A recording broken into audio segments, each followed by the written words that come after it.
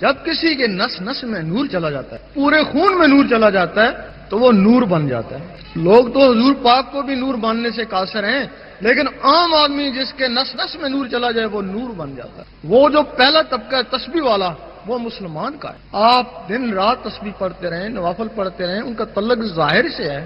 آپ مسلمان ہیں، آپ مومن نہیں ہو سکتے۔ مسلمانوں میں 72 فرقے ہیں، زبان سے سارے کلمہ پڑھتے ہیں، اس وجہ سے زبانی سارے ایک ہیں، دل سے تو ایک نہیں ہے نا، دل سے تو ایک دوسرے کے مخالف ہیں۔ اور مومن ان کی زبان بھی کلمہ پڑھتی ہے اور دل بھی کلمہ پڑھتا ہے۔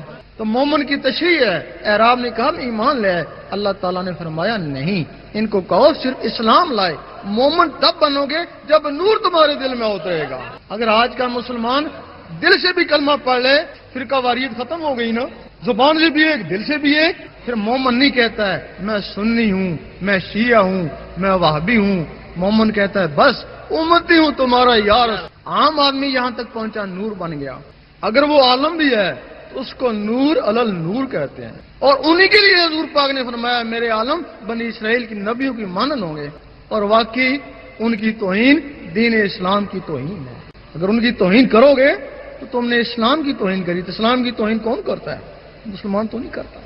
انہی عالموں نے کافروں کو مسلمان بنایا ہے۔ اگر مسلمانوں میں کہیں فتنہ کھڑا ہوا فوراً پہنچے، جا کے مٹایا۔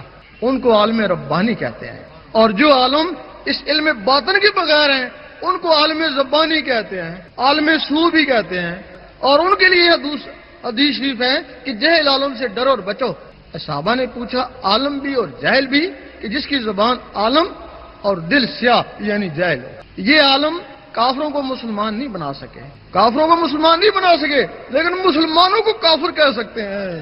ان عالموں نے فتنے مٹائے اور یہ روز ایک نیا فتنہ کھڑا کر دیتے ہیں۔ اب وہ پہلا درجہ مسلمان، پھر مومن، پھر عالم باعمل، اس کے بعد پھر ولایت شروع ہوتی ہے۔ اب ولایت کیا ہے؟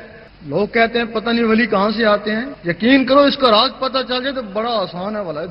اگر اس کا راز ہی نہیں تو بڑی دور ہے، بڑی مشکل ہے کہ وہ ولایت کیا ہے۔ جو بھی بچہ اس دنیا میں آیا، ہاں کافر کا بچہ آیا، وہ ولایت کا راز لے کے آیا۔ اور تاریخ گواہ ہے کہ کافروں کے بچے مسلمان ہوئے، ولایت کا راز سیکھا اور بڑے بڑے ولی بنے۔ اگر کافر کا بچہ وہ ولایت کا راز لے کے آیا تو کیا مسلمانوں کے بچوں میں وہ راز نہیں ہوگا؟ آپ نے دیکھا ہوگا رات کو سوتے ہو، دوسرے شہر میں گھومتے ہو، خواب میں تم نہیں ہوتے لیکن تمہارے اندر کی کوئی چیز ہوتی ہے، وہ نفس ہے، وہ شیطانی چیز ہے، وہ شیطانی محفلوں میں گھومتی رہتی ہے۔ باقی جو چیزیں ہیں وہ تمہاری نسوں میں چپٹی ہوئی ہیں، سو رہی ہیں۔ جب اللہ کا نور ان نسوں میں پہنچا، ان تک پہنچا تو وہ بھی بیدار ہو گئی۔ جب وہ بیدار ہو گئی، انہوں نے اندر اللہ اللہ کرنا شروع کر دی۔ ان کی اللہ سے تمہارے میں شعور آ گیا، نور کا شعور آ گیا۔